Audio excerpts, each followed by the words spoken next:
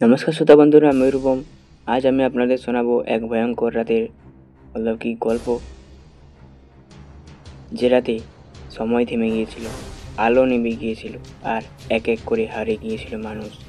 চোখের পলকে বদলে গিয়েছিল সব কিছু।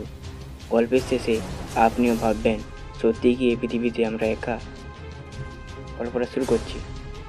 ঝুম বৃষ্টির রাত, কলকাতার এক প্রান্তে পুরনো এক বাংলো বাড়ি, ডিপলোক। সেই বাড়িটা অনেক বছর ধরে খালি পড়ে আছে।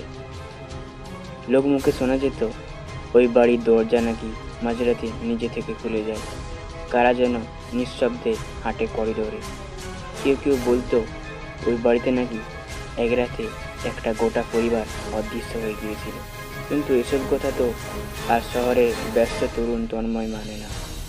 তন্ময় সদ্য কলেজ শেষ করা এক যুবক, ঠিক করলো বন্ধুরা মিলে ওই পুরনো বাংলোটাতে এক রাত কাটাবে। ভূত নেই, এসব বাজে কথা, এমনটাই ছিল তার যুক্তি।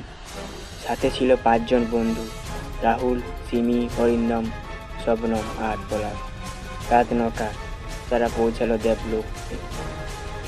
আকাশ কালো, বিদ্যুৎ চমকাচ্ছে, বৃষ্টির শব্দ যেন এক একটা মৃত্যুর ঘণ্টা।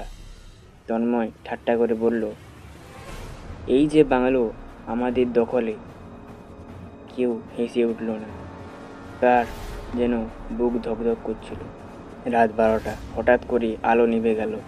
সবাই ভাবলো কারেন্ট চলে গেছে, কিন্তু অদ্ভুত ব্যাপার, বাইরের ঘরে থাকা মোমবাতি এমনিতেই জ্বলে উঠল। কে জ্বালালো? শবনম বলল, তোমরা কি শুনতে পাচ্ছ? কারা যেন নিচে কথা বলছে। সবার কানে এলো অস্পষ্ট ফিসফিস শব্দ, কান্নার মতো আবার হাসির মতো।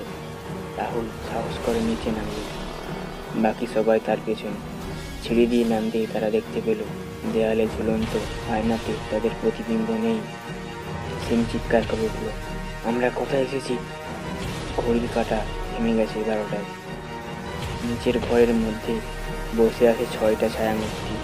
একজনের গলায় দড়ি, একজনের মাথা নেই, আর একজনের চোখ দুটো রক্তে ভেজা।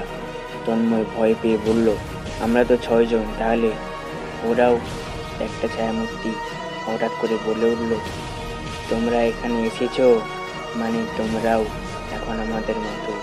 এই বাড়িতে ঢুকলে আর ফেরা হয় না। রাত 3টে। সেই রাতেই একে একে অদৃশ্য হতে লাগলো বন্ধু। প্রথমে গেল পলাশ, সেই বারান্দায় হাঁটছিল। হঠাৎ আর কেউ তাকে দেখতে পেল না। তারপর গেল শবনম, তার ফোনে একটা ছবি এসেছিল যেখানে ছায়ামূর্তিরা তাকে ঘিরে রেখেছিল। তারপর সেই ছবির মধ্যেই মিলিয়ে গেল। তন্ময় একা ঘরে বসে বুঝল এটা কোনো খেলা নয়। সে দৌড়াতে পালাতে চাইল, কিন্তু দরজা জানলা সব যেন দেওয়ালে গেঁথে গেছে।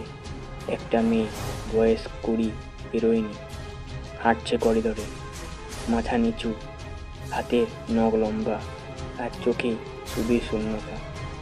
তন্ময় তার নাম জিজ্ঞেস করতে মেয়েটা বলল, তুমি আমায় চেনো না, কিন্তু আমি তোমার অপেক্ষায় ছিলাম তন্ময়, অনেকদিন ধরে। শেষ দৃশ্যে দেখা গেল পরদিন সকালে পুলিশ এসে দেখলো দেবালো আবার খালি। কোনো তন্ময়, রাহুল, সিমি কেউ নেই।